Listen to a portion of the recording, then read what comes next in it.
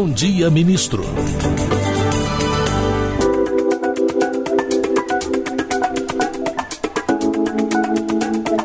Olá, um ótimo dia para você. Hoje é quarta-feira, dia 29 de maio de 2024. Estamos ao vivo, direto dos estúdios da EBC em Brasília e comigo, colegas de emissoras de rádios convidadas de norte a sul do país, às quais eu já deixo um abraço e dou boas-vindas. E para você que está chegando agora, fique com a gente. Eu sou Karine Mello e este é o Bom Dia Ministro.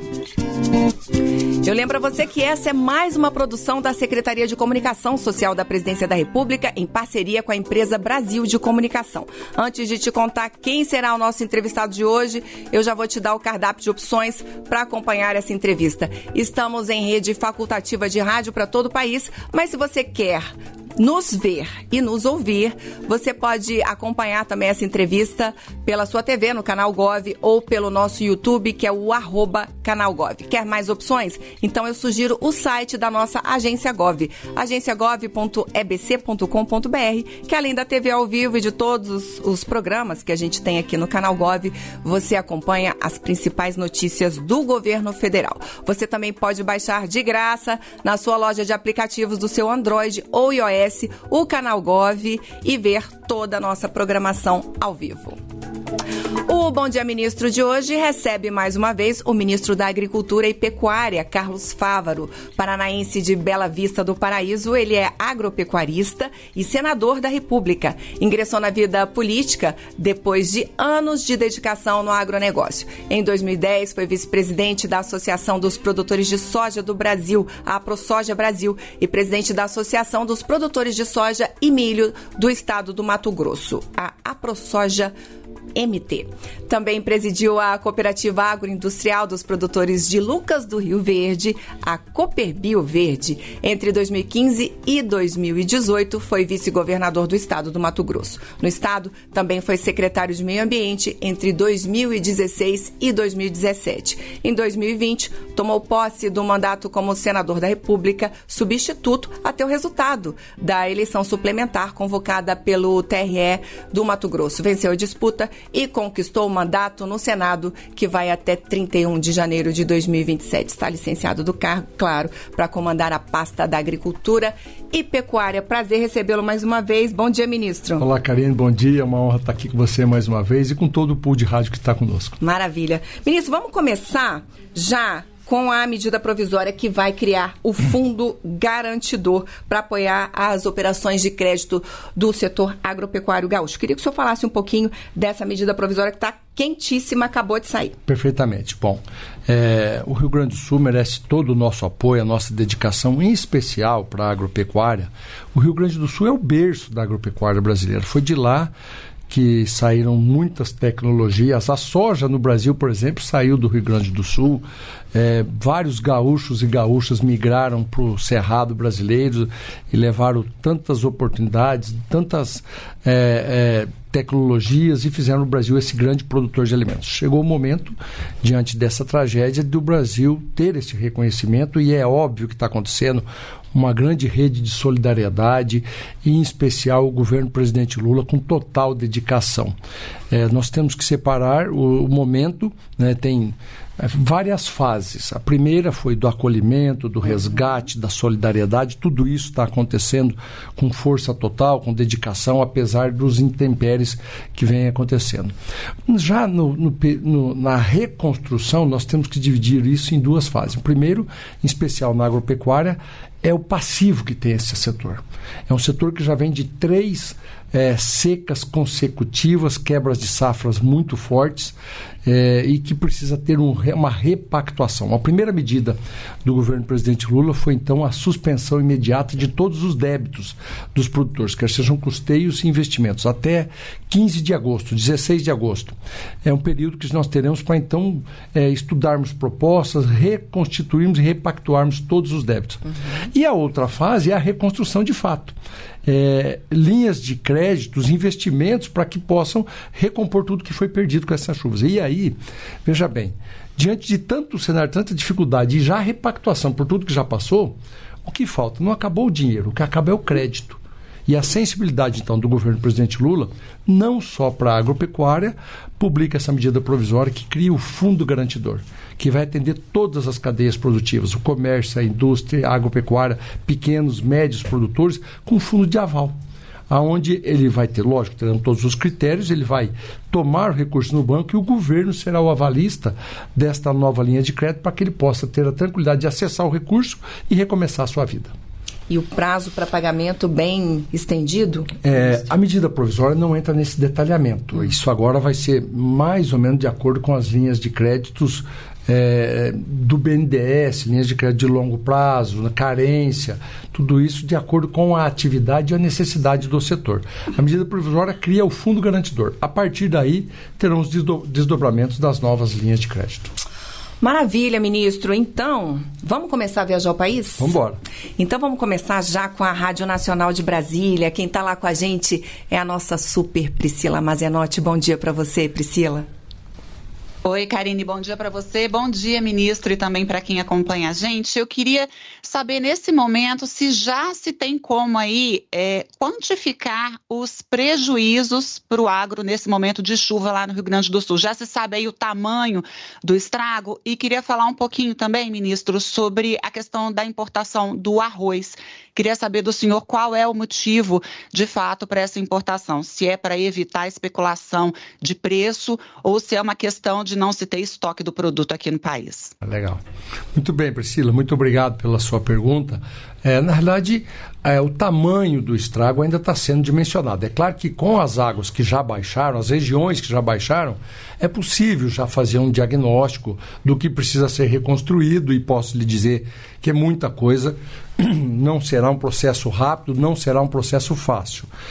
Mas o governo, por isso, está se preparando, está lançando linhas de créditos e atenção, no caso da agropecuária, eu transferi o Ministério da Agricultura de forma itinerante para o Rio Grande do Sul, tive ontem lá com toda a equipe, todas as áreas do Ministério, a Embrapa também, agora dia 10 de junho, transfere então e começa a lançar um programa, porque precisa de muito acompanhamento técnico, orientação, linhas de crédito para a Emater, que vai fazer a extensão rural, levar quais as fórmulas. As pessoas vão precisar de orientação, além de dinheiro e muita autoestima, né? E nós vamos estar acompanhando.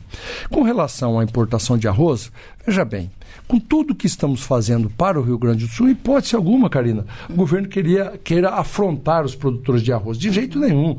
Agora, nós precisamos olhar o problema de uma forma holística.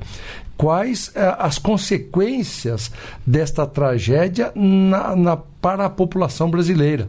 O Rio Grande do Sul concentra 70% do arroz produzido no Brasil, mais 15% em Santa Catarina e os outros 15% do restante do Brasil. O arroz é a base da alimentação do brasileiro, o arroz, o feijão, né? E, por incrível que pareça, e eu vivo repetindo essa frase, o inferno vai ser pequeno. Porque não vai caber tanta gente querendo fazer maldade nessa terra. Ter gente querendo criar um movimento especulativo em cima da tragédia, o governo precisa coibir isso. De forma alguma afrontar os produtores. Mas veja que nos últimos 30 dias o arroz subiu 30%, 40%, um saco de 5 quilos.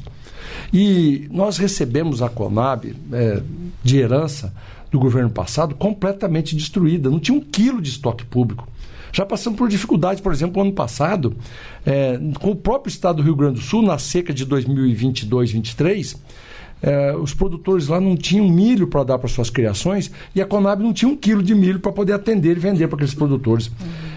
O governo começa a recompor os estoques, fizemos essas ações em 2023 e foi um sucesso, equilibramos as coisas, não deixou faltar produto em nenhuma região, desculpe. Agora vem a questão do arroz.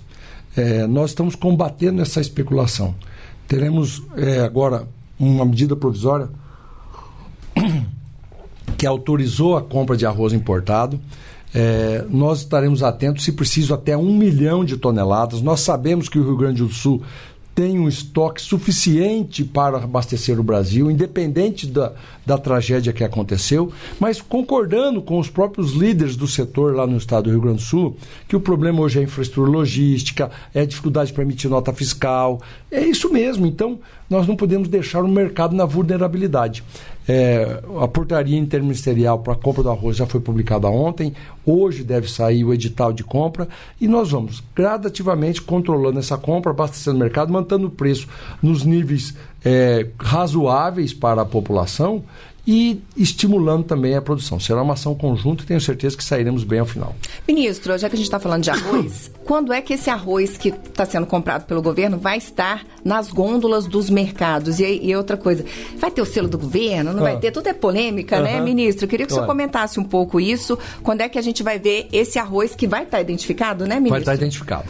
Vai estar identificado com o preço máximo de R$20 o pacote de 5 quilos, o arroz agulhinha tipo 1, o arroz do paladar do brasileiro, do gosto do brasileiro, que a imensa maioria da população consome.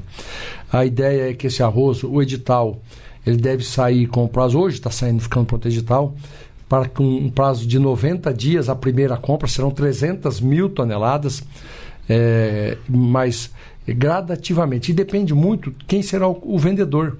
Se a gente for comprar da Ásia, demora um pouquinho mais para chegar. Se os vendedores do Mercosul, né, os players do Mercosul, que têm arroz em estoque, só que nós ficamos muito chateados porque na primeira tentativa de compra, como o Mercosul é muito mais competitivo porque não tem tributos para vender para o Brasil, seria muito mais fácil. Lançamos um edital de 100 mil toneladas com o objetivo claro de comprar do Rio Grande do Sul e a especulação veio.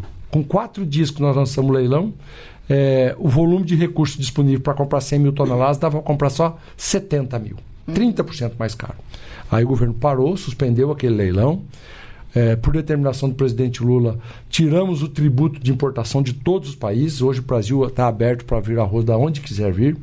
Esse tributo era de 12%. O Brasil já está recebendo um pouco de arroz vindo da Tailândia, pagando imposto. Então nós acreditamos que agora, sem a tributação, será mais competitivo esse arroz asiático.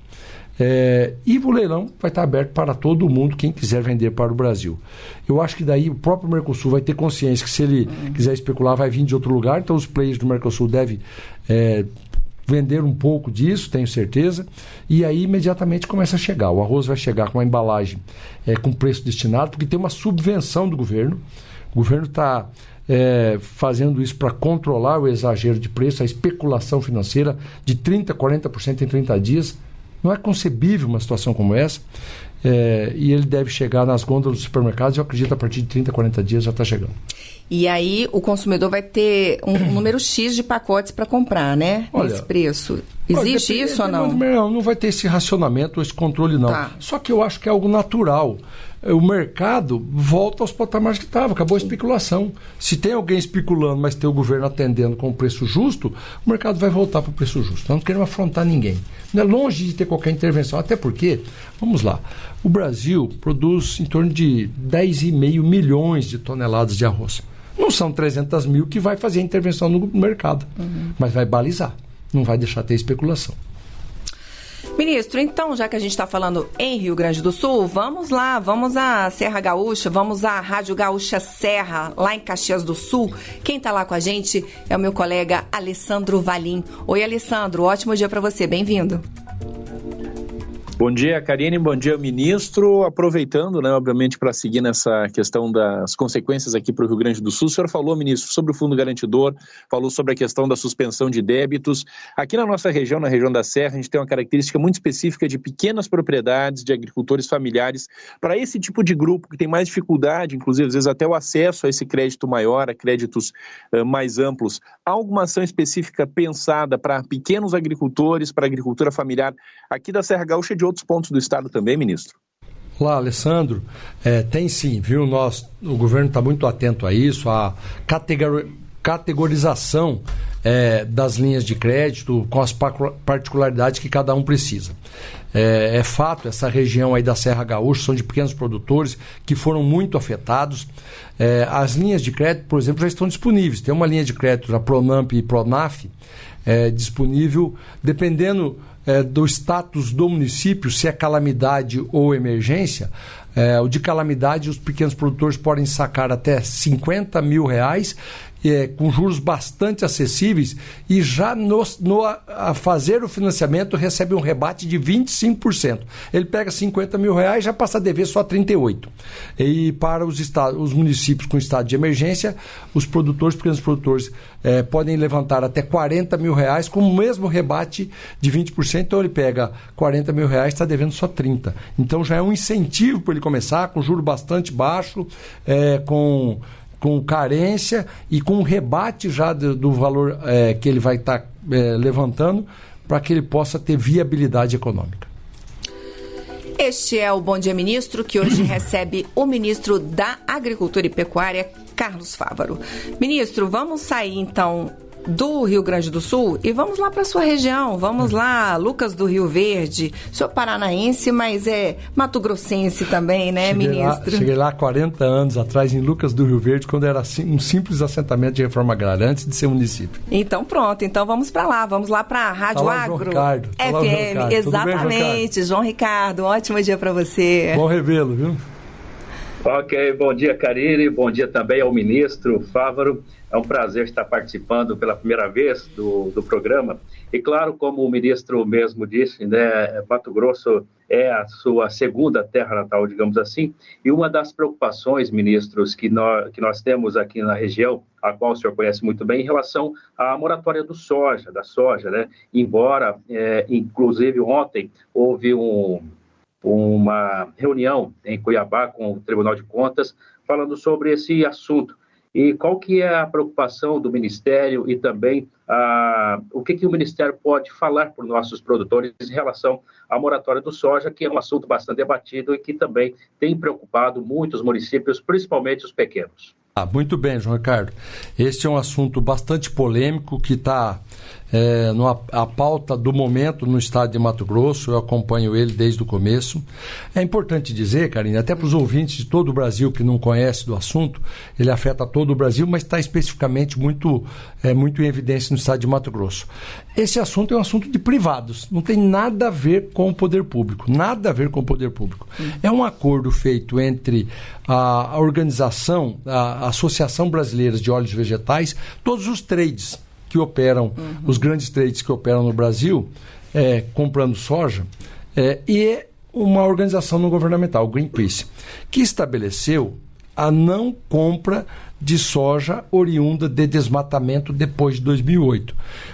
Aparentemente, a medida tem um viés legal, importante, porque ninguém quer produção sobre o desmatamento, mas o problema é que nós temos um código florestal, diga-se de passagem, dos mais rígidos do mundo, que os produtores brasileiros cumprem, e os produtores brasileiros que têm mais de 60% de toda a sua propriedade preservada, fruto desse código florestal, e o fazem com consciência da importância ambiental. Veja que na Europa, há poucos meses, a comunidade europeia quis implementar uma área de 4% das propriedades para reserva legal. E deu todos aqueles protestos. No Brasil, a média é 60% das áreas preservadas. E nós fazemos isso com muita responsabilidade. Acontece que essa moratória não levou em conta o Código Florestal, que é legal. E parte das áreas podem ser antropizadas. No Cerrado, por exemplo, 65% de uma área pode ser antropizada. Na Floresta Amazônia, 20%. E todos aqueles produtores e produtoras de 2008 para cá que fizeram a supressão vegetal desta parcela autorizada pelo poder público, legal, mesmo assim essas trades não estão comprando a soja. Isso dá em torno de 1 milhão de hectares de produtores mato-grossenses que estão dentro da legalidade, estão dentro do seu direito e não conseguem comercializar com essas trades. Ele, quer dizer, empurrando ele para a ilegalidade, tem que vender para corretores, fazer uma manobra para vender aquilo que é legal. É inadmissível isso. Mas a reação está sendo muito importante, viu, João Ricardo? Eu gostei muito da ação da Assembleia Legislativa, que está um projeto de lei que tira os incentivos fiscais de todas as trades. no estado de Mato Grosso. É óbvio, se ela não quer cumprir a lei, para que ela vai se beneficiar de uma lei que dá incentivo fiscal?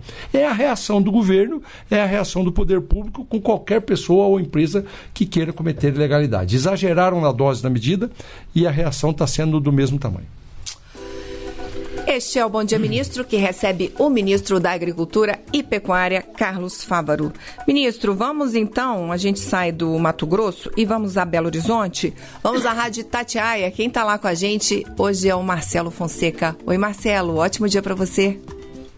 Olá, bom dia, ministro. Ministro, eu queria retomar, o tema da produção de arroz no Rio Grande do Sul, porque eu tenho a impressão que houve um pouco de ruído, do governo federal com o governo estadual do Rio Grande do Sul e também com os produtores. A gente viu o presidente Lula falar que o país deveria ter importado arroz mais barato da Venezuela, de outros países, e ao mesmo tempo a gente vê associações de produtores, e até mesmo o próprio secretário de Estado da Agricultura falar que não era necessário isso. Que a produção está garantida, que apesar das fortes chuvas, a produção de arroz já foi garantida do ano passado. Afinal de contas, qual que é o cenário? Os produtores que estão certos ou é o governo federal? Tem um meio termo aí nesse ruído que aconteceu? Marcelo, claro que tem um meio termo, é óbvio. Nós não precisaríamos importar se tivéssemos em situação normal. Com a concentração da produção brasileira no Rio Grande do Sul, mas em torno de 70% da nossa produção e, consequentemente, do nosso consumo é no Rio Grande do Sul. Nós não temos estoque de passagem, é muito justo a produção e o consumo. Algo em torno de 10 milhões e meio de toneladas de produção e 10,5, 11 milhões de toneladas de consumo. Com o advento climático e toda essa situação que está passando no Rio Grande do Sul, a dificuldade para transportar, para tirar, a dificuldade, por exemplo, para emitir notas fiscais. Então, acabou, e fruto também de um mal desse nosso século, que é a fake news. As pessoas criando factoides, mentiras, dizendo à população, soltando vídeos e áudios que o arroz ia faltar na gôndola dos supermercados, que um pacote de arroz ia chegar a R$70. As pessoas começaram a correr e fazer a compra daquilo que não precisava, E isso começou a desabastecer algumas redes de supermercados e, consequentemente, vem os aproveitadores. Os aproveitadores suspendem as vendas, vê que a demanda está mais forte que a procura, que a oferta, e aí começaram a aumentar os preços. Em torno de 30%, 40% nos últimos 30 dias. Então não é o produtor que fez isso, não é o produtor a causa dessa situação, mas a especulação no mercado que faz com que o governo tenha que tomar ações. Por isso a Conab vai comprar uma quantidade de arroz, disponibilizar a um preço justo, R$20 o pacote de 5 quilos, para que estabilize essa situação. E agora mostramos que tentamos comprar 100 mil toneladas, o mercado foi mais agressivo e subiu ainda mais. Agora vamos mostrar que estamos disponíveis a comprar 1 milhão de toneladas. Talvez nem seja preciso comprar tudo isso, mas até que que o mercado esteja instável, o governo vai estar agindo. Você falou desse negócio de fake news, hoje eu vi um negócio da lombriga. Você ouviu o negócio da lombriga, que o arroz que vende não sei da onde, tem uma lombriga que cresce na barriga da pessoa. E o arroz de plástico? Você viu falar também? Não. Eu vi do arroz de plástico. Cuidado, vão importar da China um arroz de plástico. Parece que é arroz, mas não é arroz. Você lembra assim, catar o celular, ficar esperando o óvulo baixar para mim? É isso, tem capacidade de criar coisas fantasiosas. Então, pessoal, vamos ficar calmos, porque não tem arroz com lombriga, nem arroz de plástico, não tem. E vai dar tudo certo. Ministro, então vamos fazer o seguinte, vamos lá para Palmas, no Tocantins? Vamos lá com a Rádio Meio Norte. Quem está lá com a gente é a minha colega Jurbileia Pinto. Oi, Jurbileia, bom dia para você, querida. Bom dia, Karine, bom dia, ministro. Vendo toda essa situação aí do arroz, acaba que a gente tem mesmo que falar sobre isso para deixar o brasileiro mais calmo. E agora eu quero voltar para os outros grãos, Aqui o Tocantins, ele é um grande produtor de grãos, sobretudo de soja, milho, feijão, e eu gostaria de saber do ministro se há alguma articulação no sentido de conversar com os estados, com esses produtores, para evitar uma próxima importação também desses grãos. Olha, não temos riscos de nenhum tipo de desabastecimento, nem do arroz, como eu disse. O estoque ele é suficiente. O problema é a conjuntura momentânea. Mas, em hipótese alguma, o Brasil é um grande player, produtor de soja, milho, arroz, feijão, trigo, carnes, algodão, o primeiro do mundo. E nós estamos com uma safra, apesar das dificuldades, uma safra muito boa que foi colhida, a segunda safra acontecendo também. O seu estado, Tocantins, eu tive aí há poucos dias na Agrotins, uma feira espetacular, recorde de vendas, se consolidando como uma das maiores feiras de negócio do Brasil, mostrando a pujança do seu estado e da agropecuária brasileira. Então o Brasil continua a passos largos sendo esse grande player da alimentação do Brasil e do mundo. Não temos, em hipótese alguma, risco de desabastecimento e falta de produto. O ministro Haddad, quando esteve aqui, ele falou que ele defendeu que a produção no Brasil seja descentralizada. É isso mesmo. Né? Ele falou dessa história do arroz e tal. Falou, claro que a gente tem que respeitar ali a característica de cada região, mas ele defendeu isso. A gente não pode ter arroz 70% só no Rio Grande do Sul. Eu queria que o senhor comentasse um pouco isso e eu queria saber em que medida o governo vai passar a estimular isso, não sei se agora já no próximo plano safra. Queria que o senhor comentasse um pouco. Perfeito, exatamente isso. Antes mesmo dessa crise no Rio Grande do Sul, nós tivemos uma reunião com o presidente Lula, a área econômica, o ministro Haddad, eu, o ministro Paulo Teixeira, o ministro Rui Costa, da Casa Civil, a pedido do presidente. Ele queria olhar um pouco, porque essa desestruturação da Conab, zero de estoque, nós vamos gradativamente fazendo um pouquinho para atender as emergências, né? É uma coisa muito importante. Tanto é que é Ministério da Agricultura, Pecuária e Abastecimento. O abastecimento faz parte da história deste ministério, quer seja da Agricultura ou do MDA. Outro assunto é desconcentrar a produção. Por que essa necessidade? Diante os intempéries climáticos, as mudanças climáticas evidentes e cada vez mais severas e constantes, nós temos que evitar exatamente um caso dele, a concentração de uma produção. Então nós tomamos a decisão, agora no novo Plano Safra será lançado, um reforço para o estímulo à comercialização. E lançaremos contratos de opções. Como o próprio nome diz, o produtor disputa na Bolsa uma opção de vender o seu produto para o governo. Um exemplo, nós vamos lançar 100 mil toneladas de trigo para o Nordeste. É possível produzir trigo no Nordeste? Sim. Nós já temos, a Embrapa desenvolveu variedades climatizadas ao clima mais tropical e com tecnologia, com irrigação, é possível produzir e perto do centro consumidor do Nordeste, que tem moinhos, tem tudo lá para consumir. Não depender do trigo produzido no sul do país, no Paraná, no Rio Grande do Sul, em Santa Catarina, só exclusivamente. Contrato de opção para plantar trigo no Centro-Oeste, plantar arroz no Centro-Oeste, plantar mais milho no Nordeste. Um estímulo, olha, este é o preço. Esse preço te dá uma margenzinha de lucro. Se o mercado estiver acima, você descarta a opção, é uma opção, o próprio nome está dizendo, e vende no mercado. Se estiver abaixo, o governo garante. O governo compra e põe nos seus estoques. Com isso, nós queremos estimular a produção de pelo menos 5 produtos essenciais do consumo brasileiro. O milho, que se transforma também em carnes, além da própria alimentação do milho, mas que também se transforma em rações e carnes. O trigo, o arroz, o feijão e a mandioca. Em todas as regiões brasileiras terá estímulos, contrato de opções para que o produtor possa ter a opção de não plantar só soja, plantar só milho, plantar só algodão. Ele vai ter um estímulo do governo, um pouco em cada região, respeitando as características e respeitando aonde a essência daquele produto é ser produzido de forma mais volumosa. Então, nós vamos continuar estimulando o Rio Grande do Sul a plantar arroz, mas também diversificar por todos os cantos brasileiros. Aí você pode me dizer, e daí se tiver excesso? Bom, se tiver excesso, o Brasil já é um grande player em produção de todos os outros produtos, vai exportar, vai ganhar dinheiro, vai trazer divisas para o Brasil. Isso já aconteceu, ministro? Já do governo do presidente, esse programa, esse modelo de apoio à comercialização foi instituído no governo do presidente Lula, ali atrás, no Lula 2, e mantido também no período da presidente Dilma. Só para você ter uma noção, os recursos oriundos para isso eram da ordem de em torno de 5, 6 bilhões de reais por ano para apoio à comercialização. E agora, depois que assumimos o governo, está em torno de 900 milhões a 1 bilhão de reais. É muito aquém do que já teve em algum outro momento estimulando a agropecuária. Então é um compromisso, talvez nós não chegamos neste ano a essas cifras, mas de 2 a 3 bilhões de reais será disponibilizado pelo Ministério da Fazenda para que a gente possa, junto com a Conab, fazer estímulo e a produção desses produtos. Ok, eu estou vendo aqui em tela, vou falar aqui com a minha diretora, que eu estou vendo em tela aqui, lá Feira de Santana, mas a câmera está virada. Então tá. Então vou chamar aqui, desvirou. Agora sim, agora desvirou. Ele desvirou a câmera e dá pra gente... então tá. Então vamos com o mapa. A gente vai chamar então a Rádio Sociedade de Feira de Santana. Quem tá lá com a gente é o Luiz Santos. Oi, Luiz, bom dia pra você.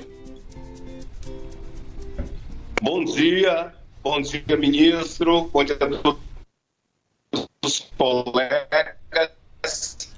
A preocupação enorme com o Rio Grande do Sul. É claro, somos todos solidários, mas não podemos esquecer também dos outros estados. Essa preocupação com o agronegócio. Eu sou daqueles que insisto também nos incentivos para os pequenos produtores, o pessoal da agricultura familiar. Talvez porque eu tenho a minha origem rural e eu gostaria de saber quais são os preparativos, as preocupações para com os pequenos produtores, a questão do êxodo rural. Estudo isso e aprendi lá na minha infância, mas continua sendo uma realidade onde muitos jovens têm que deixar a zona rural para ir para a zona urbana em busca de vida melhor. Mas o que tem feito o governo federal para ajudar esses pequenos produtores a manter o homem no campo, ministro Carlos Fávaro? Perfeitamente, Luiz. A sua preocupação é legítima e também é a nossa. A preocupação do presidente Lula. Tanto isso que recriou o Ministério do Desenvolvimento Agrário, meu colega, meu amigo, ministro Paulo Teixeira, com a especificação de cuidar dos pequenos produtores.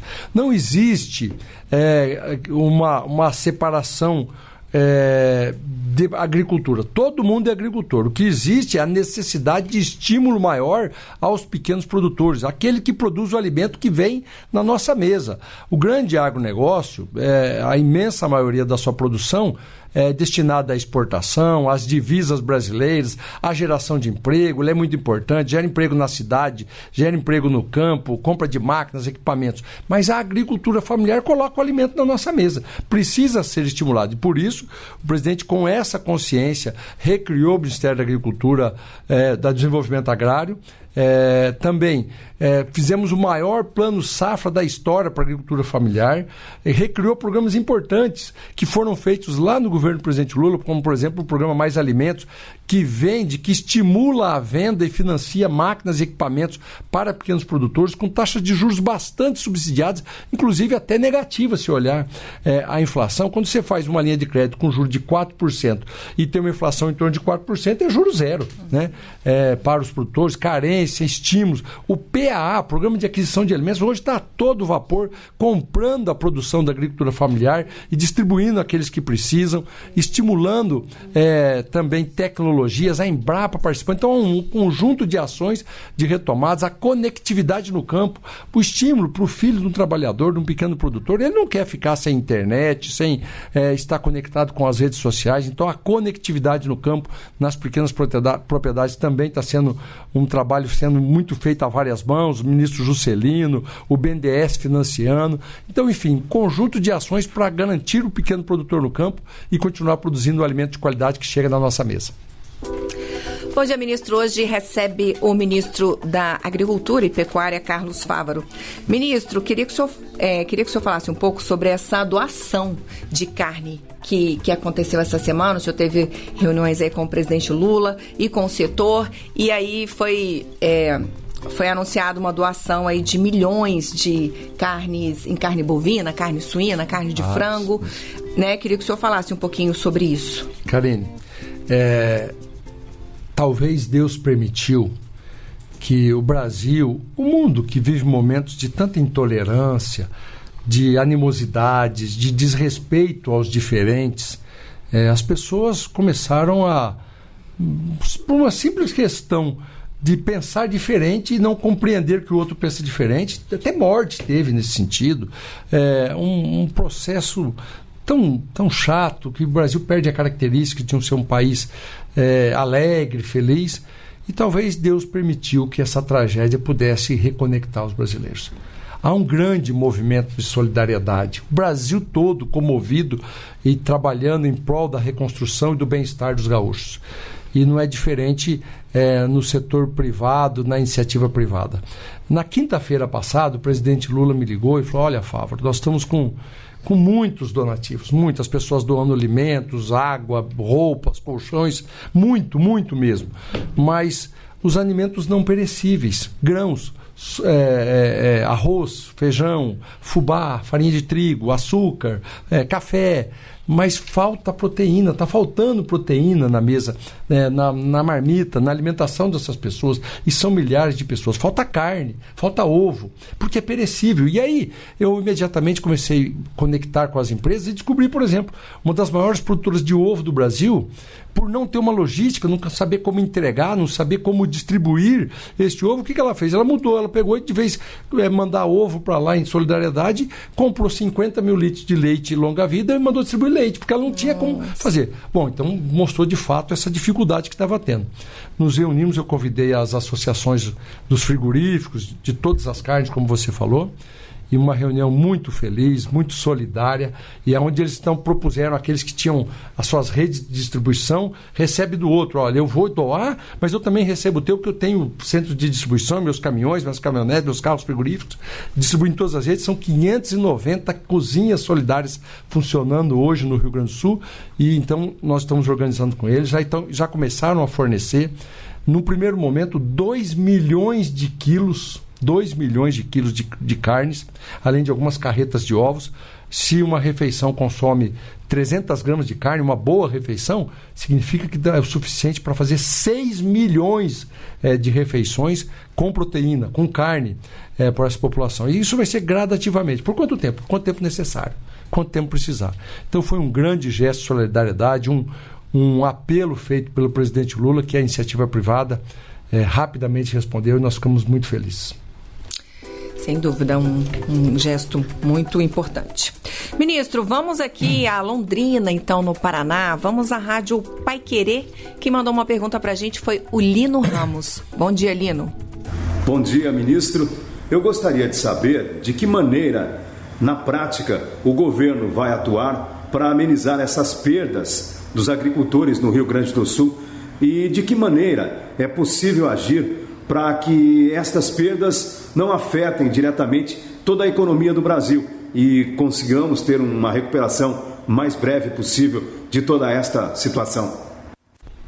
Muito bem, Lino, é muito bom falar com você, da região de onde nasci, né? Aí, quando a Karine falou que eu nasci em Bela Vista do Paraíso, 30, 40 quilômetros de Londrina, minha região de nascença. Hoje sou um mato-grossense lá de Lucas do Rio Verde. Lino, basicamente eu já comentei esse assunto aqui, são algumas fases. A primeira do acolhimento, né?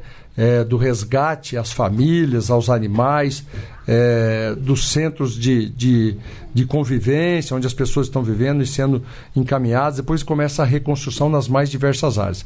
O governo está atento a isso, lançando linhas de crédito, financiamento, programas de habitação, Minha Casa Minha Vida, reconstrução de vias, rodovias, todos os ministros envolvidos. Ontem, Karine, eu estava lá no Rio Grande do Sul e tinha pelo menos 8 ministros. 8. Hoje tem mais 3 ministros indo daqui para lá, voltando, todas as pastas conectadas, levando soluções a um grande programa. Eu tive a oportunidade, há muitos anos atrás, visitar Nova Orleans, nos Estados Unidos, depois do Katrina. Uhum. E eu tive lá 5 anos depois do Katrina. E ainda assim a cidade ainda estava destruída. É um processo muito difícil. Nós teremos que estar muito ao lado dos gaúchos e gaúchas, porque será um processo de reconstrução lento, gradativo e que vai precisar de muito apoio. Sem dúvida.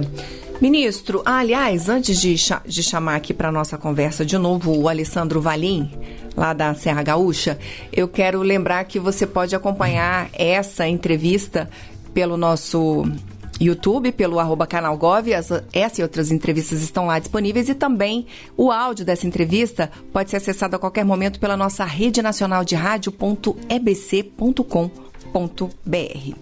Então tá, ministro. Então vamos voltar à Serra Gaúcha, vamos a Caxias do Sul. Alessandro Valim tem mais uma pergunta.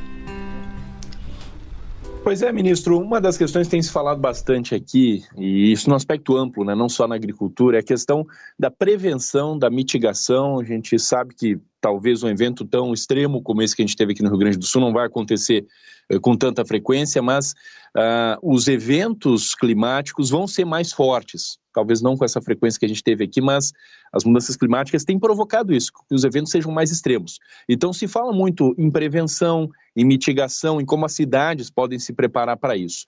Como ministro, e usando a tecnologia que a gente tem desenvolvida por pesquisadores, pela Embrapa, há como pensar em ações preventivas na agricultura também, ministro? Em plantios mais protegidos, em uma seleção de áreas que possam ser menos atingidas, em seguro muitas vezes maior, uma ampliação da questão do seguro para proteção às plantações, tendo em conta e tendo como base aí de que é possível que a gente volte a ter uma frequência aí de eventos climáticos fortes, não só aqui no Rio Grande do Sul, mas no país como um todo? Perfeitamente, Alessandro, espetacular a sua pergunta, porque nos permite essa reflexão. Você está coberto de razão. Veja que temos casos, né, narrados, por exemplo, pelo Banco do Brasil, que já financiou a reconstrução de edificações, de instalações comerciais aí no Rio Grande do Sul, dos efeitos das enchentes do ano passado, acho que a 1ª de agosto, quando ficou pronto, restabelecido o comércio, passou outra enchente e levou tudo embora. E agora passou a 3ª vez e levou embora de novo. Precisamos de ciência. Não é simples o recomeço, temos que fazer ele. E eu tive ontem lá em Santa Cruz e a prefeita falou, eu já estou adquirindo terrenos, mas já estou procurando terrenos para construir casas, mas longe das margens do rio. Há todo um desafio de pensarmos e estruturarmos políticas públicas, bem-estar das pessoas, novas moradias, novos comércios, mas que em lugares seguros, né? E da mesma forma para a agropecuária. Por isso, também lhe respondendo, a Embrapa, a presidente Silvia e todo o seu corpo técnico, todas as 43 unidades da Embrapa, estão transferindo, então, a partir do dia 10 de junho, e começarmos um programa junto com a Emater de visitar os campos, as propriedades e levar tecnologias como a Embrapa aí do Rio Grande do Sul, de Passo Fundo, tem um programa muito especial chamado 365, que visa a proteção do solo, fazer o perfil com 40 centímetros de profundidade, com calcário, com fertilizantes e camada de matéria orgânica palhada sobre o solo os 365 dias do ano para proteger esse solo. Então são ações que vão ser implementadas e condicionadas, inclusive, às liberações de crédito para que os produtores tenham boas práticas de sustentabilidade e mais segurança no recomeço da sua vida. Ministro, então vamos chamar de novo aqui para a nossa conversa também o João Ricardo, lá de Lucas do Rio Verde, lá da Rádio Agro FM. Oi, João. Oi, novamente. Ministro, em relação ao Plano Safra, a gente sabe que é um dos mais robustos, já anunciado, então, neste ano de 2024, e gostaria de saber, para Mato Grosso, o que os mato-grossenses, os produtores do nosso Mato Grosso pode, então, contar com o Plano Safra vindo, então, do Ministério da Agricultura.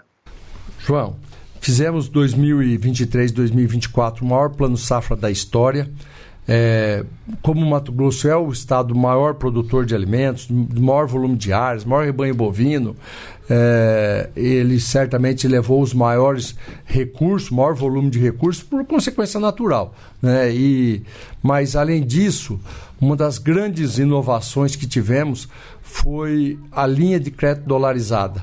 Para aqueles produtores que se destinam à produção, à exportação, tem um hedge natural. E com isso, ele não corre o risco da variação cambial.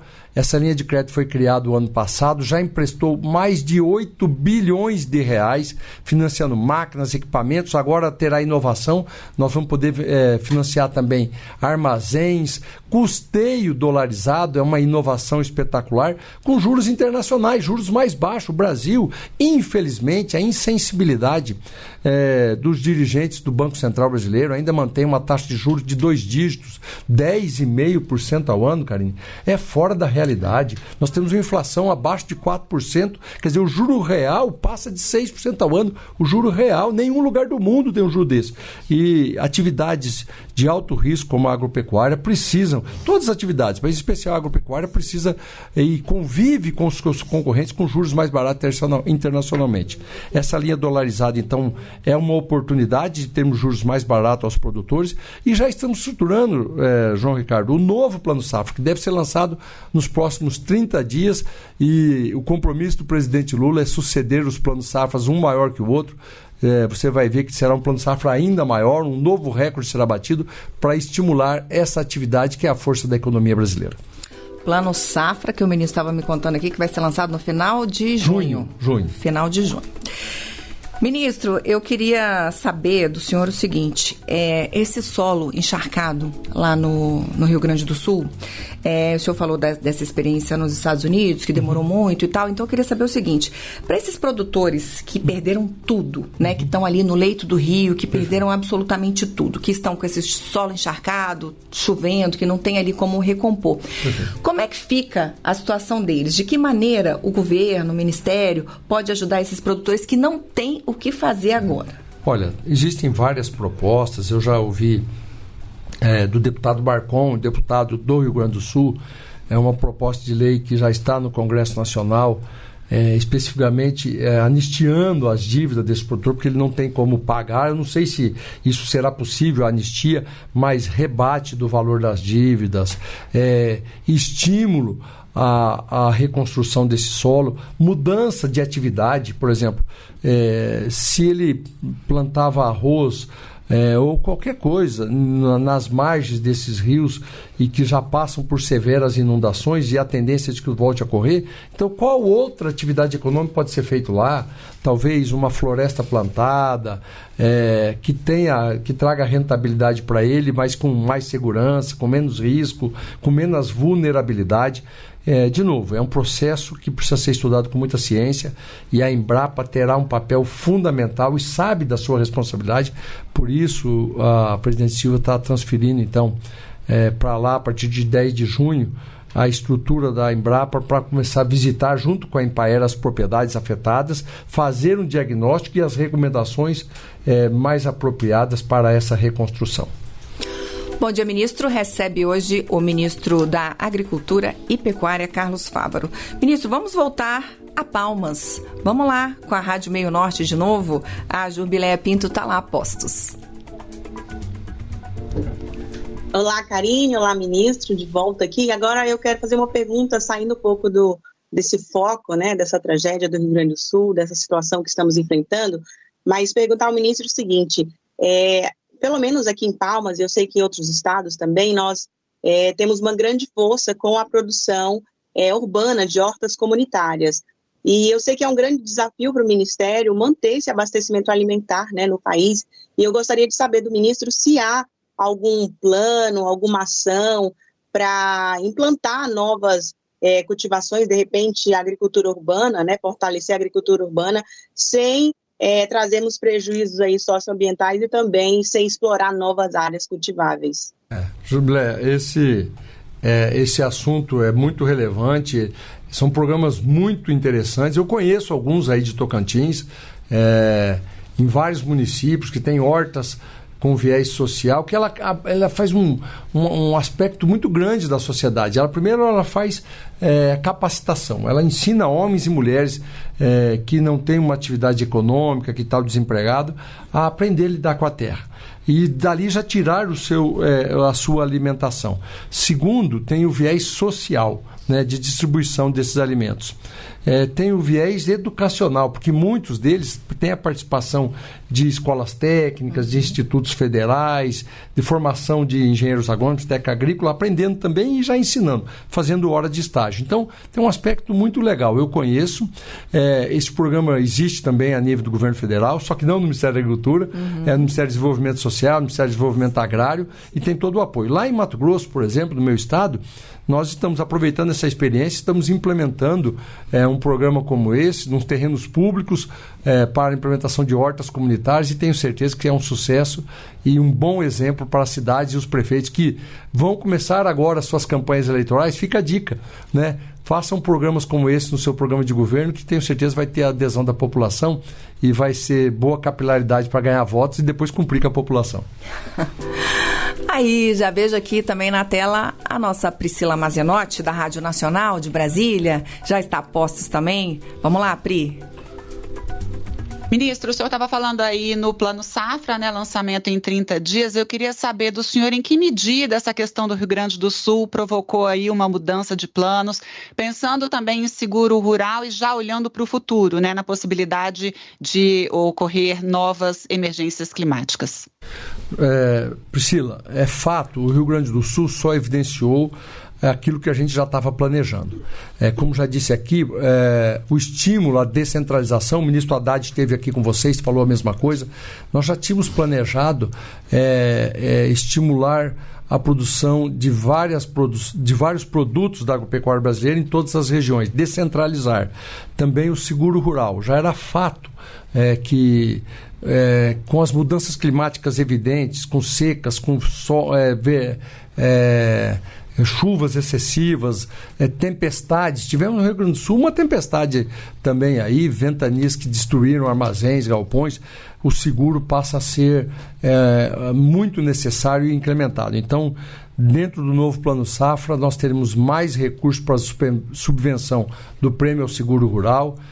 Isso está há alguns anos estabilizado em torno de R$1 bilhão por ano, o que se mostra pouco diante das mudanças climáticas. Queremos que isso vá a 2 ou 3 bilhões de reais. É sempre difícil, a consciência existe, mas o orçamento é algo limitante e não é um pé de piqui que você vai lá e põe um piqui a mais. Dá mais um pouco de dinheiro aqui para o seguro rural, dá mais um pouco para isso, mais um pouco para aquilo. Depois as próprias pessoas, o mercado cobra a responsabilidade fiscal, a estabilidade inflacionária. Então, a consciência existe que precisamos de mais recursos. Aí o estudo, a escolha da prioridade, da onde cortar, para que nós tenhamos mais recursos para o seguro rural e mais recursos para o apoio à comercialização. Mas é fato que a decisão está tomada dentro do governo e nós vamos lançar essas duas medidas com suplementação bastante positiva durante o novo Plano Safra. Ministro Fávaro, a gente acompanhou aí no último mês bastante o senhor com o presidente Lula comemorando a conquista de novos mercados para a carne brasileira, né? A gente teve aí um avanço muito grande, né? Em vários países. Eu queria que o senhor falasse um pouco sobre esse assunto da carne, mas queria que o senhor dissesse se o Brasil também está aí, também com outros produtos, claro, também aí em vista da gente conquistar também novos mercados com outros produtos além da carne. Nós passamos de 500 dias de governo, né? Um governo que se faz um mandato de 1.461 dias, mais ou menos. É esse o período do mandato de 4 anos. E chegamos a 500 dias. Hoje estamos 510 dias, mais ou menos. E há, sem sombra de dúvida, um recorde absoluto no governo, neste terceiro mandato do presidente Lula, na abertura de mercados para os produtos da agropecuária brasileira. São 123 novos mercados abertos para os produtos da agropecuária brasileira e 51 países que nós não tínhamos relação comercial com esses produtos. E não é só a carne que nós ampliamos este mercado, não. E é bom entender, para as pessoas compreenderem, aqueles que não são do agro, o que é abrir mercado? É alguém ir lá abrir um mercadinho, um supermercado para vender? Não, não é isso. É a relação diplomática. Você estabelece uma relação com outro país, onde eles podem vender alguma coisa para cá e você pode vender alguma coisa para lá. Uma relação bilateral. Uhum.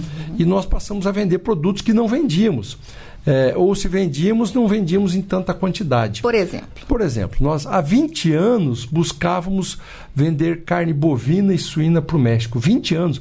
O México é um país do tamanho do Brasil. E quem fornecia para eles? Os Estados Unidos e Canadá. com preços mais altos que os brasileiros. E há 20 anos nós não conseguimos superar esse desafio diplomático. E o presidente Lula, com muita dedicação, no começo do ano passado, conseguiu restabelecer esse contato e nós conseguimos então abrir o mercado, e o Brasil hoje está vendendo carne bovina e suína para o México. Mas não é só isso. Nós conseguimos, por exemplo, a abertura do mercado do algodão para o Egito. Se o Egito não é um grande consumidor, mas todo mundo sabe do valor do algodão egípcio, tido como o melhor algodão do mundo. Se a gente passa a vender para eles, nós ganhamos a equivalência, temos o melhor algodão do mundo para vender para todo o resto do mundo. E já somos um grande player, o número 1 mundial na venda de algodão. Abrimos também, por exemplo, algo inédito. Nenhum país do mundo vendia carne de frango para Israel. Hoje, o Brasil vende carne de frango para Israel. Fruto da nossa garantia sanitária, o Brasil é um dos 3 únicos países do mundo, até 10 dias atrás eram 4, e a Austrália teve um incidente, gripe aviária no seu plantel comercial. Hoje, só 3 países do mundo não têm gripe aviária nos seus plantéis comerciais, e o Brasil é um deles. Por isso, nós estamos vendendo quase 40% do frango consumido do mundo é brasileiro.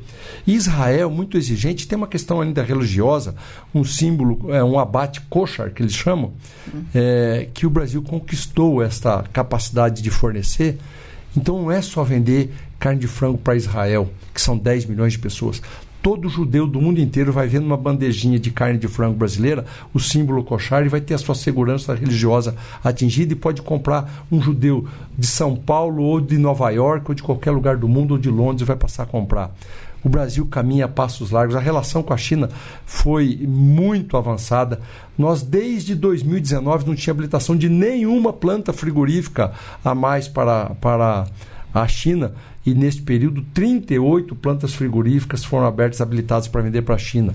Estamos na iminência agora. O Brasil conquistou, depois de 50 anos, no mês passado, nós fizemos a declaração do Brasil livre da febre aftosa, sem vacinação.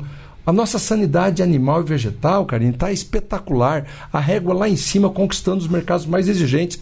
Esta pré-condição da febre aftosa vai abrir para nós a oportunidade de vender para o Japão. E o primeiro-ministro esteve aqui e foi parte dos tratados combinados com o presidente Lula. Nós vamos habilitar para vender carne suína e bovina para o Japão, para a Coreia do Sul. Enfim, o Brasil vive um bom momento nas relações diplomáticas com a volta do presidente Lula ao comando desse país. O Brasil vive um bom momento na agropecuária, com qualidade, com produtos com preços acessíveis e competitivos. E fala assim, e o cidadão urbano fala, o que muda isso na minha vida? Vai vender esse produto para fora? Ora, deixa eu lhe dizer, todas as plantas, por exemplo, que habilitaram para a China, já estão começando o abate em segundo turno. Abatia só durante o período do dia, vai começar a abater à noite para aumentar a produção, para fornecer. Vai gerar emprego. Nós tivemos com o presidente Lula, com uma fábrica em Campo Grande, 2.300 colaboradores. Ela foi habilitada para a China. No dia da primeira carga sendo embarcada para a China, a empresa anunciou que estava contratando outros 2.300 colaboradores, passando para 4.600 colaboradores em 2 turnos de trabalho. É geração de emprego, renda, oportunidades nas cidades para o povo brasileiro. A exportação brasileira gera riqueza aqui dentro e tenho certeza que nós vamos continuar com todo o gás ampliando isso.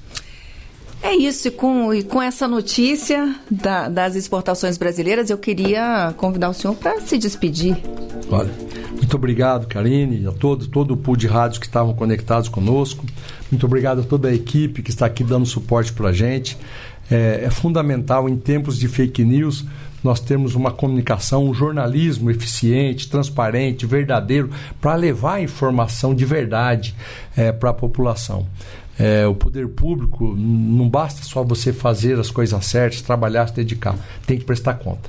E esses microfones nos dão essa oportunidade, eu agradeço muito.